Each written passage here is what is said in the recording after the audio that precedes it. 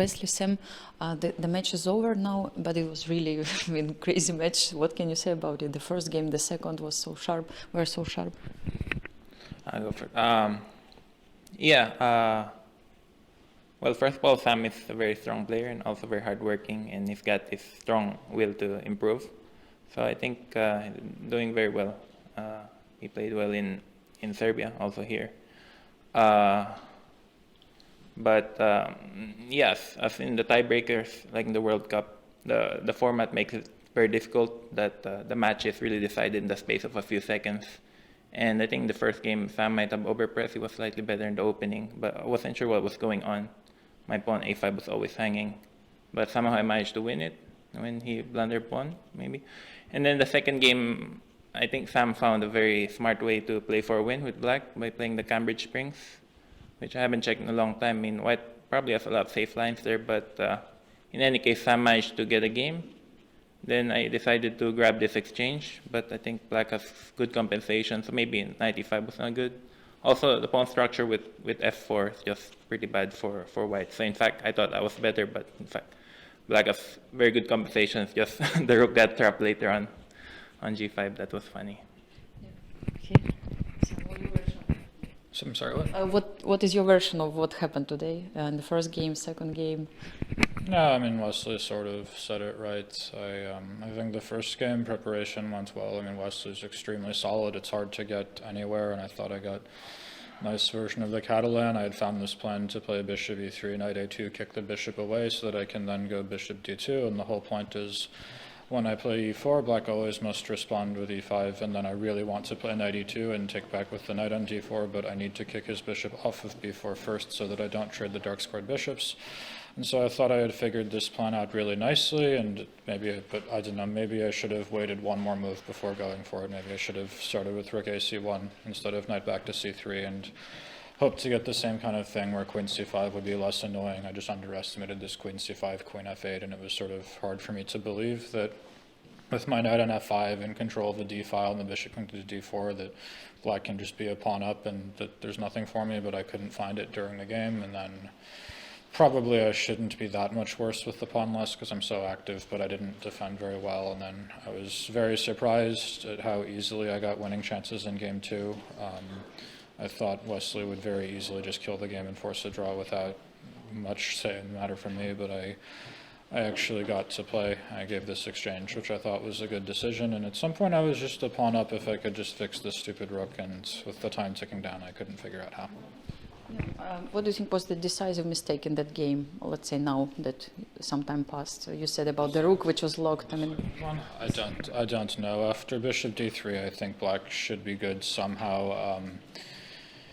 Probably I should have just immediately gone rook g5, rook g4, and immediately fixed this rook. I underestimated how annoying it would be. Somehow I thought if I'm going rook g5, he can go queen b8 and start taking my pawns, and I don't have queen h2 anymore, but probably this should be good. But after I played king h7, h3 came, and I realized my rook is incredibly bad. And yeah, white has a pawn less, but if I can't fix this rook, I imagine he should be okay. Yeah, and Wesley also, at the moment, Sam played b6 in the second game. Yeah, did you consider b5? After b6? Yes. And then c5? Knight takes d5. Oh, you mean with the queen on e7? Yes. Yeah, I thought Sam put a trap, yeah, because obviously I could repeat moves, queen e5, but I thought b5 you play knight e4, yes. Knight takes, bishop takes, bc6, queen h4. I start sacrificing stuff, and I thought this was reasonable. Or yeah. At least that was my plan. Yeah, I could play like rook f2, but then you could take and then play rook h6. Yeah, it seems dangerous for white. That was what I wanted. So. Yeah, probably with an engine it's playable. Like I could go after queen h4, some rook e2, queen h2, king f2. But without an engine, yeah, anything could happen. Just was interested in that b5, I mean, the knight d5 idea. Just I was wondering if you saw it. Yeah. Now b5 black also play knight e4, and I thought Sam calculated this, but yeah, and then yeah, I think I must say though, I think the first game was very high quality. Sam played very interesting setup in the opening, one in which I would love to play with white. And then in the second game, just a poor game by me. Gave Sam great chances, but yeah, in the end with 4 minutes, I think also if Sam didn't play c5 on game 2, I think c5 was missing. If play f6 right away and then h5, then the rook would never get trapped. So quite fortunate there.